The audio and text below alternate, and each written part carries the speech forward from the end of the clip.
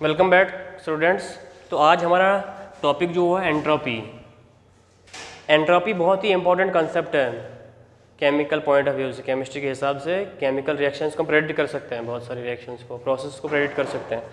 तो पहले इसको देखेंगे, इसको डिनोट करते हैं एस से। It is denote by S.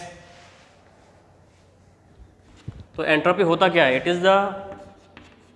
Is the measure of disorder or randomness of a system।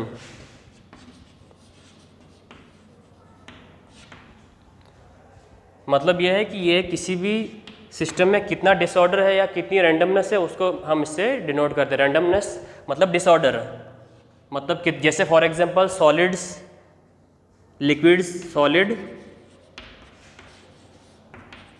Liquid और गैस। हमारे पास 3 स्टेट्स जनरली हम केमिस्ट्री में पढ़ते हैं।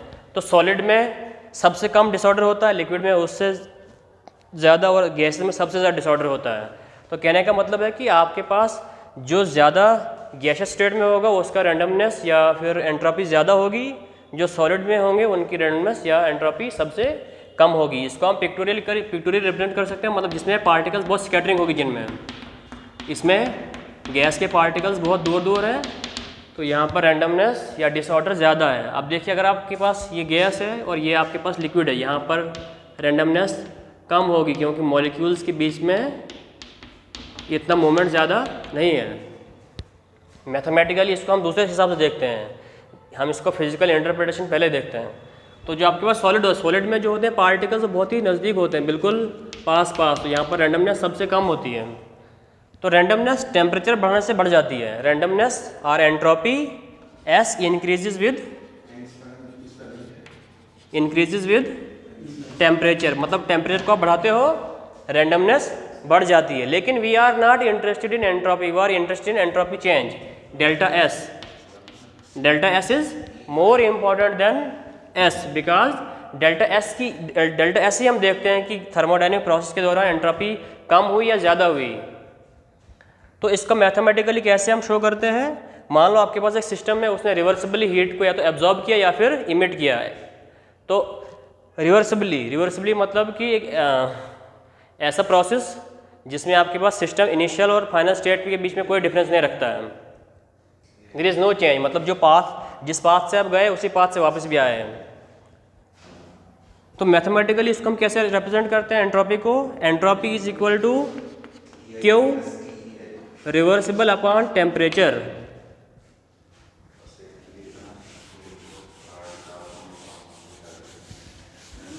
Mathematically entropy is equal to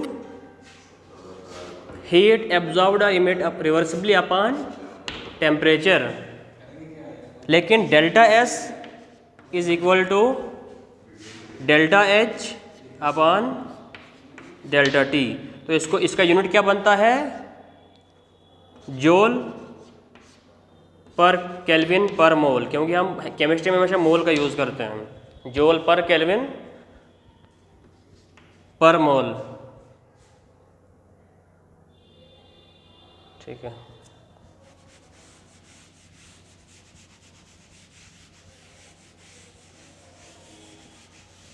तो अब एंट्रोपी के बारे में ये बोलेंगे, एंट्रोपी एक एक्सटेंसिव प्रॉपर्टी है। एक्सटेंसिव प्रॉपर्टी का मतलब ये होता है कि ये सिस्टम के अमाउंट पे डिपेंड करता है। अमाउंट ऑफ सब्सटेंस जितना होगा उतना एंट्रोपी ज़्यादा होगी। It depends upon the amount of substance in A system. जितना आपके पास मैटर ज़्यादा होगा उतना उसके हिसाब से उसकी एंट्रोपी भी ज़्यादा कम होगी। और ये एक स्टेट फंक्शन है। स्टेट फंक्शन मतलब कि इनिशियल और फाइनल के बीच में पाथ क्या लिया आपने, कौन से पाथ से आप गए, वो मैटर ही नहीं करता है। Just you take the difference, मतलब delta S equals S2 minus S1। इसका मतलब ये हुआ कि आप कौन से पाथ से गए, आपने क्या किया बीच में, उस पर बिल्कुल भी फ़र्क नहीं पड़ता है। जैसे कि आपको एंथैल्पी था और जो इंटरनल एनर्जी था, वो सारे के सारे क्या थे? State functions. ये स्टेट वेरिएबल नहीं है। जैसे कि हीट डिपेंड करती है कि आपने कौन सा पाथ लिया है। तो नेक्स्ट अब इसके आगे पढ़ेंगे आप इसका relation with Gibbs free energy. Thank you.